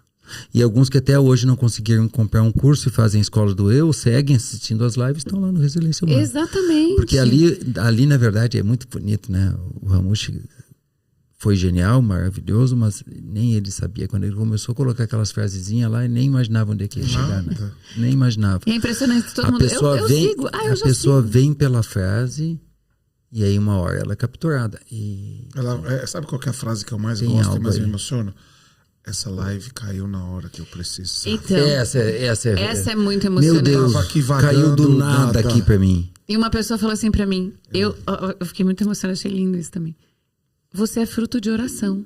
Porque eu tenho entrado naquela live, naquele dia, naquela hora, só pode ser fruto das minhas orações. Gente, isso não tem preço. E ao mesmo tempo que eu noto que não foi aquele boom de as pessoas desesperadas pedindo ajuda, porque na minha fantasia, na minha idealização, que agora vai, né? Agora nós vamos curar o mundo. Eu achei que ia ter muito mais demanda. Por outro lado, houve um movimento de integração de pessoas, de métodos. E de vínculos que se estabelecem. Eu acho que os vínculos são impressionantes. Parece que... E aí é a internet e a pandemia, né? Mas onde é que nós estávamos há 10 anos atrás? Há 2, eu lá em São Borja, tu lá nos Estados Unidos, o Robson na engenharia. E tá havendo um movimento de aproximação. E essa coisa da concorrência, foi tu que falaste, eu não tenho concorrente, né? Como cada vez mais some. Claro. Uma bobagem. Claro que para quem tá... Mas isso não tinha antigamente. Até com os mais iluminadinhos. Com você comigo. Até os mais iluminadinhos tinham medo da concorrência. Iluminadinhos é ótimo. Peguei pra mim até também. os mais iluminadinhos. Cadê aquele iluminadinho? Que tinham fala, eu medo sou da especial porque eu concorrência. sou vegano, eu sou especial porque eu sou... Tá tudo certo, mas não é especial. Tá tudo Na junto. verdade, o medo da concorrência é só medo, né? É só falta de confiança em si mesmo. O Tony que tem uma fala linda em relação a isso, né? Ele deixa filmar, o Tony Robbins, deixa filmar os eventos dele. Eles podem filmar à vontade. Só não pode vender, porque daí, né? Pode filmar. E aí ele diz, e vocês podem usar. Eu também falo, copia, usa, aplica, podem usar. tá tudo certo. Eu e o Robson, a gente troca qualquer coisa. Qualquer coisa, Não, né, Robson? ensinando tudo. Qualquer coisa. Esses dias uma mentorada perguntou, Marcelo, como é que tu faz a tua consultoria sistêmica? Eu disse, 1 hora eu te passo o essencial. Aí eu fui passando tudo como eu faço. Eu entreguei o meu produto para ela.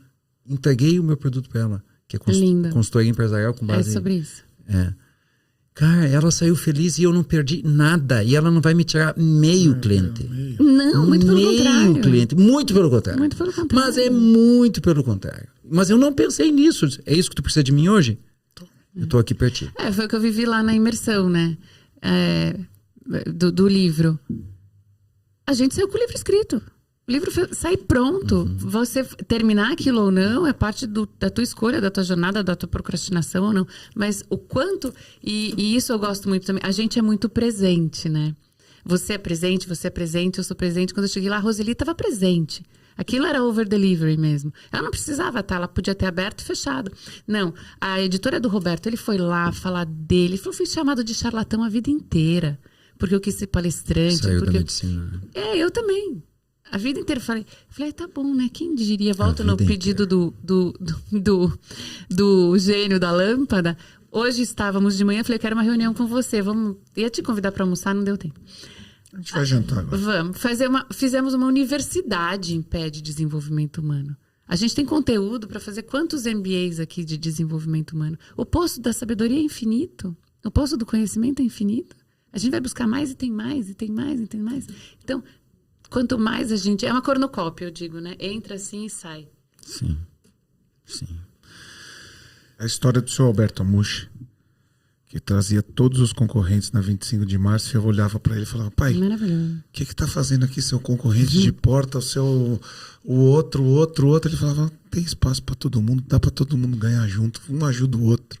E a pergunta que eu mais aprendi com meu pai é como eu posso te ajudar?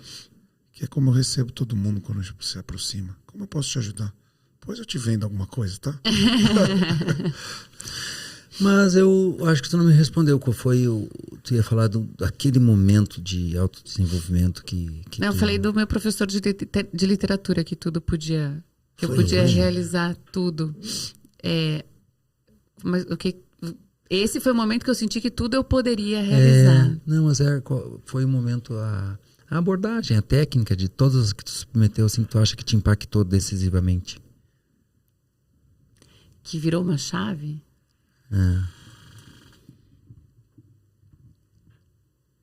Não, olha. Acho que foi sem dúvida dentro do meu processo de meditação, do meu processo em que eu sempre fugi muito dele. Porque... Aí foi na yoga já? Não, foi depois. Depois. Eu tinha pavor de olhar para esse abandono, né? De olhar para essa dor. É uma dor que dentro de mim eu achava que se eu entrasse em contato com ela, eu ia colapsar, eu ia ficar louca. Eu fiz inúmeras terapias, né? E eu descobri que essa dor morava justamente em conseguir ficar em silêncio. Para mim, ficar em silêncio era essa avalanche ela vinha. Então, eu era muito ansiosa. Eu era aquela que punha... E já fazia yoga, ó. Já tinha ido para a Índia, voltado da Índia, já tinha feito um monte de coisa. Já tinha milhares de alunos, já tinha curso pronto, já tinha um monte de coisa. Mas eu punha uma agenda extensa para eu não ter que entrar em contato. Sempre em movimento. Sempre em movimento. Sempre em movimento. Até que o dia que eu me permiti me dar esse carinho, que era ficar quieta, em paz comigo mesma. E começar o primeiro micro passo na construção do meu amor próprio. Acho que esse foi o dia mais importante da minha vida, assim. Acho que é uma iluminação. É um momento que você para e você fala: eu me amo. Eu posso não ter sido amada. Daí você vai, né? De relacionamento abusivo em relacionamento abusivo.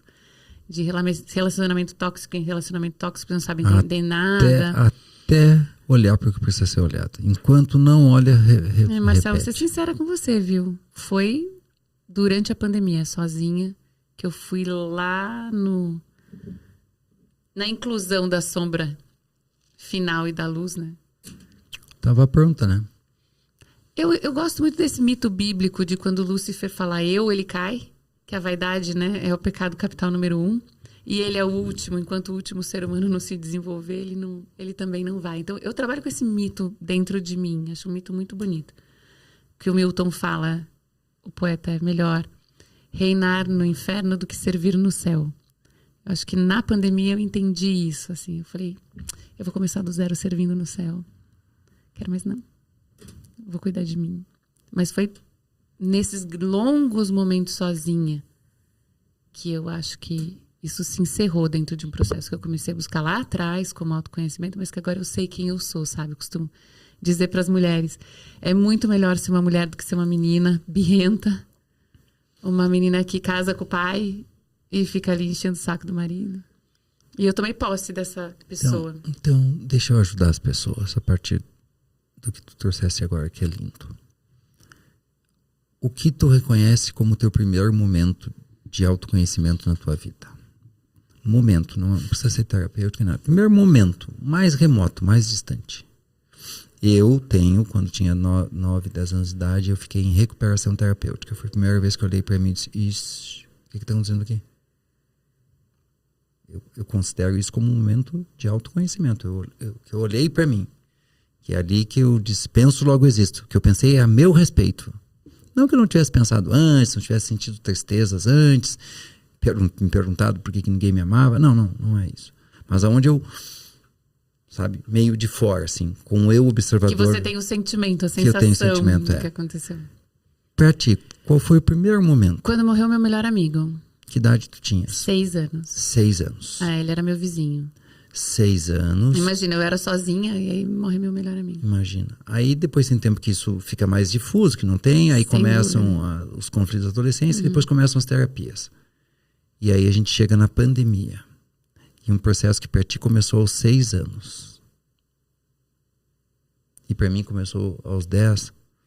Eu acho que possivelmente também, depois que pra mim terminou a pandemia, que é quando eu parei de fazer as 365 lives e que eu relaxei, pra mim ali alguma coisa aconteceu. E pra ti também, o que eu tô querendo apontar pras pessoas? Pra mim foram dos 10 aos 40, aos 50. Pra mim também. 40 anos. Dos 6 aos 50. 40 anos de autoconhecimento. Eu acho que é importante a gente dar essa mensagem para as pessoas. E olha o que você falou, né? Quando eu relaxei. Sim. Tem um momento da entrega que é o momento do relaxamento. E porque as pessoas estão começando a sua jornada, estão na sua primeira sessão com o terapeuta, estão no primeiro encontro de mentoria, na primeira constelação contigo, Robson. E com a expectativa de que tudo vai se acomodar. E quando a gente diz que é um caminho que tem início, tem meio e não tem fim, que foi o Tadashi que nos ensinou isso, as pessoas podem e conjecturam que nós estejamos dizendo isso para seguir vendendo algo para elas. Muito pelo contrário. Né? E é muito bonito assim tu dizer, e tu disseste, eu vou ser sincero, porque quando a gente chega nesse ponto que a gente não tem mais vergonha de ser humano e comum, mas é a dona do método, quer dizer que só na pandemia não adiantou nada yoga, adiantou tudo, somou-se tudo, é um somatório de movimentos internos, movimentos de alma, de métodos de ajuda, de métodos terapêuticos. E de pedir ajuda. De ter essa humildade, de pedir ajuda. Não, e durante a pandemia eu tive dias... Eu lembro, eu morava num apartamento muito grande, assim, então tinha um corredor enorme. E aí eu passei pelo meu segundo divórcio na pandemia, que eu não queria me separar, ele também não queria se separar, foi um divórcio super dolorido. E aquele silêncio, eu falei, quer saber, vou mergulhar aqui, vou até o fundo. E fiz terapia 5 dias por semana. Eu fazia todos os dias. Eu falei, então vamos... Meus queridos ouvintes, telespectadores, espectadores, internéticos, internautas, 5 dias por semana. Eu também não fazia 5 dias por semana, mas eu também radicalizei no processo terapêutico. E foi uma delícia. Mesma coisa. Hoje eu pego meus caderninhos. A gente falou disso hoje. Falamos disso hoje. Eu fiz uma coisa super carinhosa comigo. Eu comprei uns caderninhos da Mont Blanc, assim, bonitinhos, pra me dar o respeito. Eu escrevia com uma caneta linda, num caderno lindo. Falei, eu vou guardar isso aqui, vou deixar isso aqui como um legado pra mim. Isso já desde muitos anos atrás. E aí eu volto nos meus caderninhos ali, olho, e eu tiro dali frases pros posts. Eu tiro dali hoje vendo que as pessoas estão passando por algo que eu passei que dentro do meu processo. Que as pessoas escrevem no caderninho delas, que eu recomendo que elas tenham. Elas não reconhecem que elas escreveram. Elas não reconhecem, porque escreve sem a pretensão de articular um texto literário ou um texto terapêutico. Escreve despretensiosamente quando lê. Eu peguei meu caderno do meu primeiro curso de formação. Minha primeira formação em autoconhecimento foi uma formação que é Expandindo a Consciência. 2 anos e meio junto com o Tadashi. E eu estava contando para a Lu hoje que eu peguei esse caderno lá de 10, 15 anos atrás e comecei a ler. Eu não acredito que tem ali. De tanto conteúdo bom, de tanta validação e coisas que mudaram e eu consegui dar esse espaço, de coisas ainda que precisam ser olhadas e cuidadas, e de quanto é possível fazer essa transformação. É maravilhoso. E se apaixonar por esse processo, né? Porque você deve ouvir isso direto também das pessoas falando assim, mas quanto tempo leva? Mas quantas sessões você precisa? Ai, meu Deus. É pro resto das outras encarnações ainda, calma. É assim, né? O caminho do autoconhecimento tem início também não tem fim, mas o podcast não tem. Sabe, tá tipo o Jô Soares, vamos fazer uma homenagem pro Jô. Que pena que vai terminar. Tá muito gostoso. E aqui mais horas e horas. Mas tem um finalzinho ainda. Vamos. Conta pra nós por que valeu a pena estar aqui conosco. Por que valeu a pena gravar o Vidae Podcast? Eu amei te conhecer. Você foi um presente, mais um dos presentes que a Muxo me dá. Que sou mimada, entrei pra turma. Ele vai apresentando gente. Eu adoro conexão, né? Como eu falei aqui no começo, gente que gosta de gente, puxa a barra pra cima, porque eu acho que cada um de nós, nessa generosidade que você propôs aqui também, para que a gente tivesse esse papo e a gente trouxesse nossos conteúdos, não é para vender meu método, é para você assistir esse podcast com caneta e papel ali, e a gente trouxe muita coisa importante aqui. E acho que o pano de fundo do que você falou, peguei várias coisas para mim, vou fazer parafraseando meu amigo Marcelo, é mais da gente se despindo, né? Sim. E tirando do que acrescentando.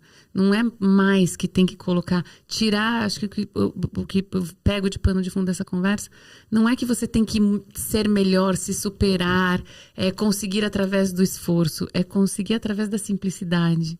É conseguir através do... Sabe, você usou adeus às armas, como dizia o Hemingway, assim, jogar as correntes que eu carrego, eu me entrego. E nessa entrega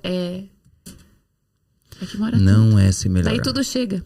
Uma das frases que eu mais cito é a da Eva Perracos. Qual não será a tua surpresa quando tu descobrires que o que tu é de verdade é muito melhor do que isto que tu vem tentando ser? Eu falei isso, eu escrevi isso essa semana. Se você souber... Não vou conseguir repetir agora. Porque se você soubesse... Se você se visse ou soubesse quem você de fato é, você ia perceber que você é extraordinário. Né? E que não precisa se melhorar. Porque o que eu doutrino, e aí é doutrina mesmo, assim, os meus alunos, para não tentar se melhorar, porque a pessoa não entende, mas como que eu não vou me melhorar? Eu tenho que tem a dualidade também, tem o mundo externo, tem o mundo interno também. Mas contem conosco que a gente tá aqui, né? A gente tá aqui. Eu coloquei uma postagem no Resiliência Humana que é: qual que é a mensagem que você daria para você há 5 anos atrás? Há 5 anos só. Eu não fui muito longe, não, para não... que legal. Deu 30 e poucos mil comentários. Cara, eu chorava nos comentários. Que legal. Ler os comentários daquela postagem, acho que é isso, né? Puta, como tem... A gente imagina uma coisa, não é nada daquilo, e é muito melhor do que muita coisa que a gente nem tá pronto ainda. Porque valeu a pena, malandro. Apresentar 2 figuras que precisavam se conhecer. Prazer e privilégio. Eu já tinha me falado. Titi também. Muito bom. E dar continuidade a esse caminho do autoconhecimento, não parar. Se você está nos escutando, para mim cai aqui como eu não posso de maneira nenhuma parar o meu caminho. Estou falando de ninguém. O meu, de dar continuidade nisso para me reconectar comigo mesmo. Que é o que você falou, não ficar na solidão. Para mim valeu a pena, obviamente, por conhecê-lo, mas especificamente no sentido assim do que resta para mim, dizendo de outro jeito, então, essa clareza absurdamente cristalina de que não é um ponto, é uma jornada, que não é uma consulta, é um processo, que quem esteja nos ouvindo, nos assistindo, decida. Se você quer um vidão de verdade, que é a minha linguagem, investe aí 20, 30 anos. Marcelo, mas eu já tenho 30. Bom, tu pode chegar aos 60 do mesmo jeito, ou chegar nos 60 um pouco mais leve. Agora, não é da noite pro dia. Muito embora quem tem 30, a vida já fez boa parte do trabalho. A vida já deu umas esfoladas, né? A vida já deu umas esfoladas. Enfim, saindo do aspecto temporal, simplesmente confie que se tu tiver guiado, cuidado por bons cuidadores, amorosos e respeitosos, tu vai te encontrar dia a dia com a leveza interior, com a paz interior. Porque quando a gente fala que demandou 30, 20 ou 40 anos, é para chegar num ponto muito, muito legal. Mas um dia depois que eu decidi que eu não queria ser o aluno que ficava em recuperação terapêutica, minha vida já melhorou muito. Eu tinha 10 anos. Então, não é que leva 40 anos para melhorar alguma coisa. No primeiro movimento, na primeira sessão, no primeiro treinamento, na primeira sessão de meditação, já vai ter algo muito bom. Mas o longo prazo é onde as coisas se acalmam, se assentam mais verdadeiramente. Mas é aquele dia que você olha para você mesmo e fala, eu sei quem eu sou. Exatamente e isso. Esse dia é muito libertador. E quando a gente não tem vergonha do que a gente é, né? Muito pelo contrário. A gente tá de bem com quem a gente é. Exatamente. Porque eu digo para as pessoas, não é botar a boca que aumenta a autoestima. Parem, porque estão se manchando as moças, tu já notou? Estão ficando com boca de peixe. Assim. Ai, pelo amor de Deus. Eu não ponho filtro. Eu me recuso a usar filtro. Eu falo, eu não vou pôr filtro em nada do que eu fizer que tiver uma câmera ligada, porque eu quero que encontrar a pessoa e ser eu com esta cara aqui. Um dos últimos vídeos que mais deu sucesso no Resiliência Humana, o cara acordou, foi lá e falou descabelado com a ramela. Ele tá com Já tinha acabado o podcast, mas eu vou contar uma história pra vocês. Entrou uma moça numa live e aí, não sei como que o assunto foi tomar e eu comecei a falar de maquiagem. Eu disse, eu não sou contra a maquiagem. E aí fui falando que o complicado é quando eu começo a acreditar que eu só tenho valor com aquilo. Exato. Fui desenvolvendo, eu tenho que resgatar essa live, cara. E aí a moça começou a mexer no equipamento dela. Ela estava compartilhando a live comigo. Eu fazia mentorias, nem tenho feito mais, mentorias gratuitas ao vivo. E ela começou a mexer, o que tu tá mexendo? Eu tô tentando fazer uma coisa aqui. E ela tirou o filtro.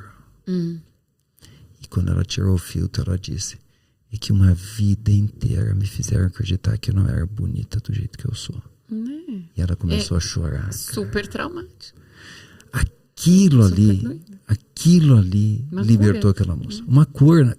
Quando ela decidiu, a minha fala mexeu, quando ela decidiu tirar o filtro. É literalmente tirar o filtro, é literalmente tirar o véu que ela ficava sustentando ali, mais uma dessas correntes que e a gente brigando fica... com ela mesma, Exatamente. né? Foi muito lindo. Muito bom, agora acabou. Tchau. Foi muito bom. Voltem para os próximos episódios. Obrigada. Um beijo, um abraço. Bota a musiquinha. Muito bem, você acabou de assistir um corte do episódio do Vida é Completo com a Luciana Ross. Se tu quiser assistir o episódio completo, clica aí do lado que tem ele. Se tu quiser assistir mais cortes, que eu tenho certeza que tu vai amar, tem mais cortes aqui por baixo. E já que tu tá gostando tanto assim, aproveita e te inscreve no canal.